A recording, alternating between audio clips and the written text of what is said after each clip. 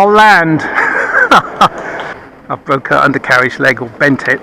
Oh, that's annoying. Look, it's come stuck inside. Hi guys, welcome back to the channel. So it's the day after the maiden flight test for the Spitfire, and I'm going to have a look inside and we'll see what exactly is broken on the undercarriage, because it did hit rather hard if you saw the video, and I'm going to get it fixed. So let's have a look. I'll just turn you down, and as you can see,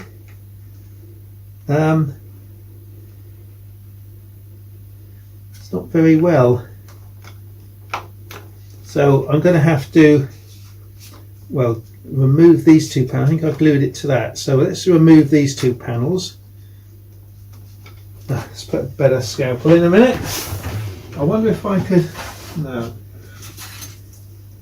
Let's just put a better knife blade in there a sec.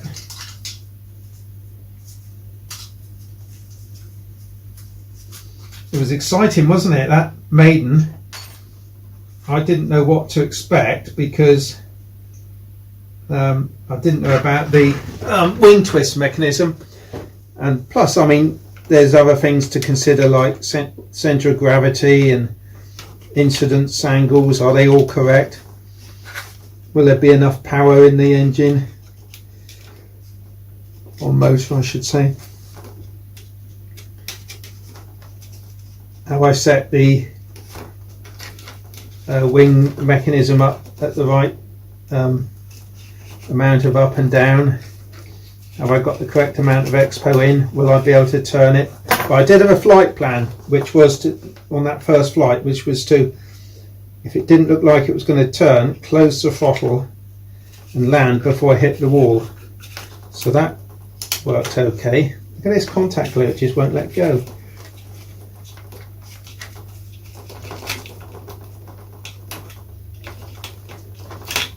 There we go. So what have we got here? What have we got? Because it actually hit here. This is what took the force, because there's two marks on the fuselage, and then it swept back and hit the undercarriage.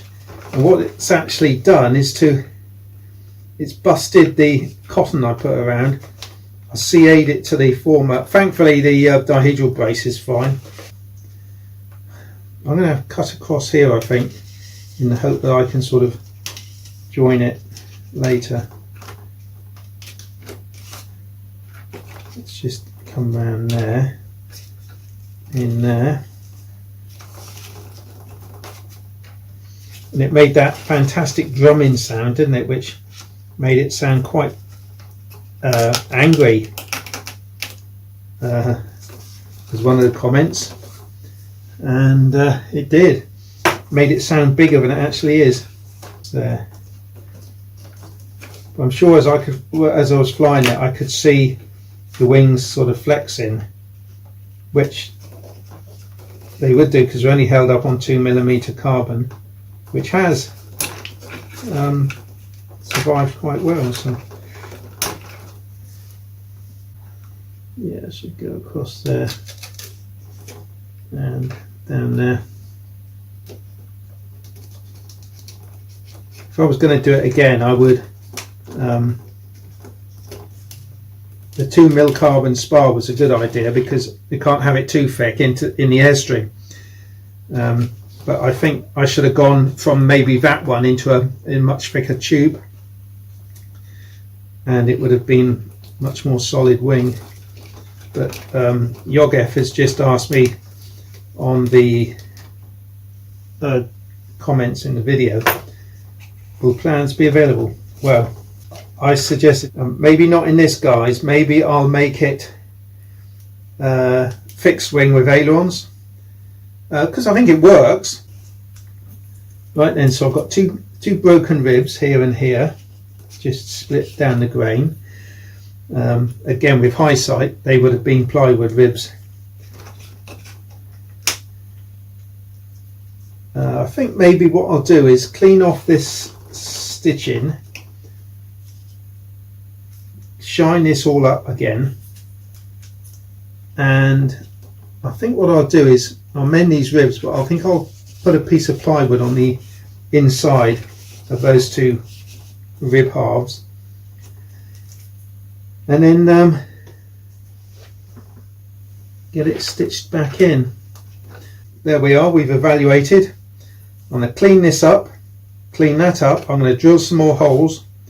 I'm going to put some plywood on these inner sides, and I'm going to stitch this on. When I've done all that, I'll come back and show you my progress.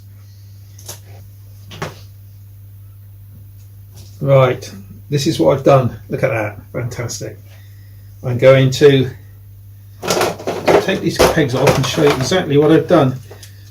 I was thinking about it overnight, and I think this is what I've done. Hopefully it works. Yes, it does.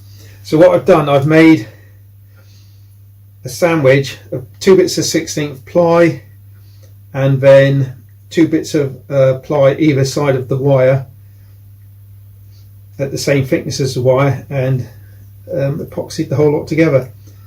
So I've got this really, it can't rock, it's solid. So the idea is I'm going to just slide that in. Oh, look at that, just like that.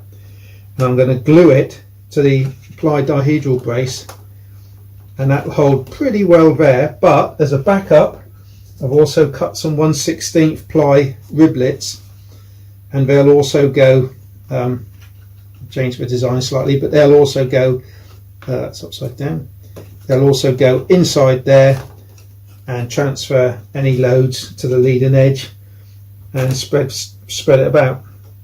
But any loads are actually just going to be pushing backwards against the main spar, so there should be no loads coming forwards. So yeah, there we are. I'm quite pleased with that actually. So no stitching involved. Let's just bend you up a little bit. Yeah.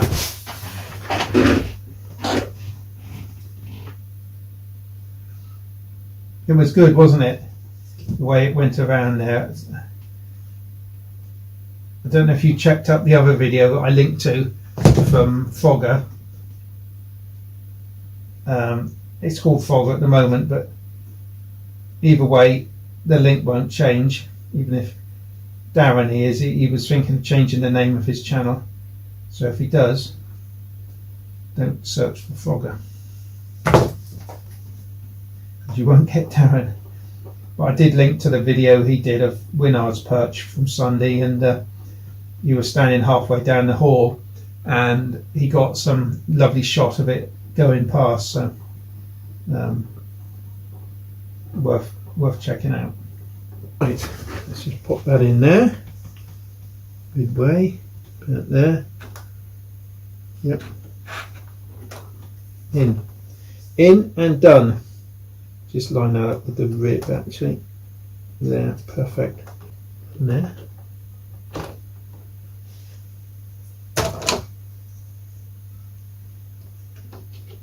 A couple of comments I had was about flying it out of doors, and yes, when we get a nice calm evening, summer evening, it's going to be absolutely fabulous flying this out of doors. I am surprised these wings held the weight of the aeroplane, especially with the tight turns, but there you go. So there we are again, guys. Quick video. 1/16 ply riblets, taking it to the leading edge. I didn't worry about the ply in the middle. The 2 1/8 ribs together are quite strong.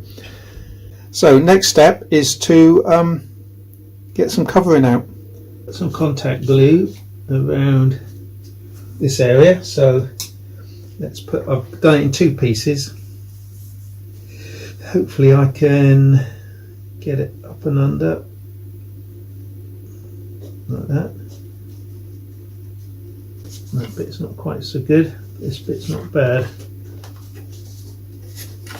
I can sort of pull it on using the rough side of the size. That bit's not so good. I don't know if I can lift it off and put it on. Probably not. Contact glue is contact glue. Oh, I don't know though. Kind of working. It might stretch out a bit. If it does, it does. If it refuses to, it refuses to. But that bit there is not get any under it anyway, so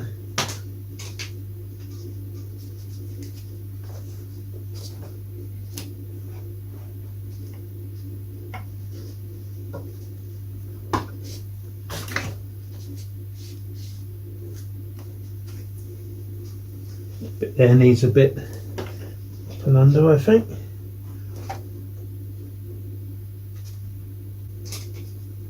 So it's just contact glue thinned with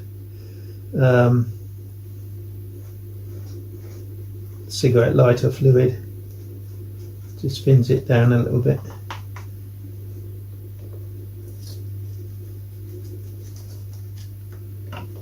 Something like that.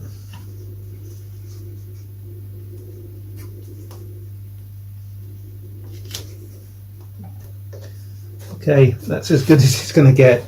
It's pretty bad, but it will tighten out to a degree, so maybe it won't be so bad. Okay guys, I've just put the hot air gun on and it's pulled out not too bad actually, a little bit there, but not too worried about that. So, but they're really stiff now, because they would be, wouldn't they, sandwiched between plywood. So she's ready to go again. What I've done is to couple I've reduced the negative on the wings, ailerons, stroke ailerons. So I've got very little negative, which I think somebody suggested, and a lot more positive. Well, not a lot more actually. It's about what I had, but less negative. I've also coupled in the rudder, as you can see, to give me about 20% of the full rudder throw. So we're ready to give her another go. And the motor's running, of course. I notice that the motor does, the wings do vibrate a lot. Listen, I go to half throttle and hold the wings.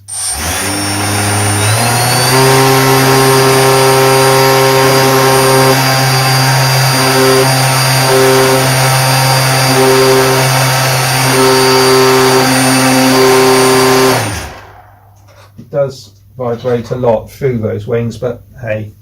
So we're ready for another go, guys. Ready for another go. I weighed it, by the way, with the big battery. These are the small ones. With the bigger ones, which I need for the nose weight, it's 243 grams, which is, I think, about 8 ounces, just less than 8 ounces, 7.5 ounces. So I'm in my 250 gram target, which was quite nice. Okay, I'll see you in the next video, guys. Keep a lookout for the outdoor maiden of this one. It should be exciting. It won't be for a while yet, the weather's horrendous, but it's going to look beautiful. Cheers.